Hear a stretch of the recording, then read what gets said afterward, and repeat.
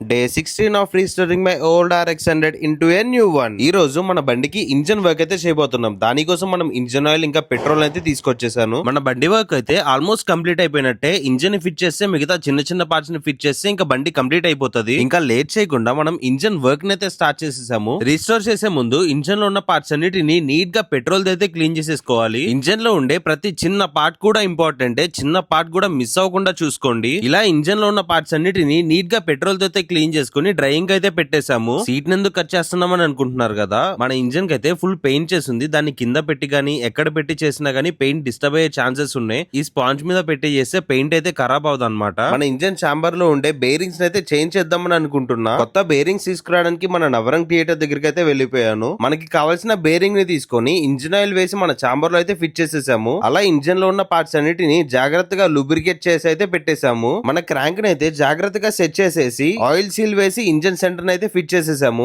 మన క్రాంక్ ఎట్లా పర్ఫార్మ్ చేస్తుంది అని చెప్పేసి టెస్ట్ చేస్తున్నాము. ఇంకా మన ఇంజన్ లోకి కావాల్సిన ఒక ఇంపార్టెంట్ పార్సల్ అయితే వచ్చేసింది. ఈ పార్సల్ కోసం నేను చాలా వెయిట్ చేశాను. నేను కొన్న అన్ని పార్ట్స్ కంటే ఈ పార్ట్ కాస్ట్ నాకు చాలా ఎక్కువైంది. ఈ పార్ట్ ఏంటిదో మీకు తెలిసుంటే కామెంట్ సెక్షన్ లో చెప్పండి. మనకి కావాల్సిన ఇంపార్టెంట్ పార్ట్ వచ్చేసింది కాబట్టి నెక్స్ట్ వీడియోలో మనం ఇంజన్ అంతా ఫిట్ చేసేసి బండిని అయితే స్టార్ట్ చేసేద్దాము. ఈ RX 100 సిరీస్ మీకు నచ్చితే మన పేజ్ అయితే ఫాలో చేసేయండి.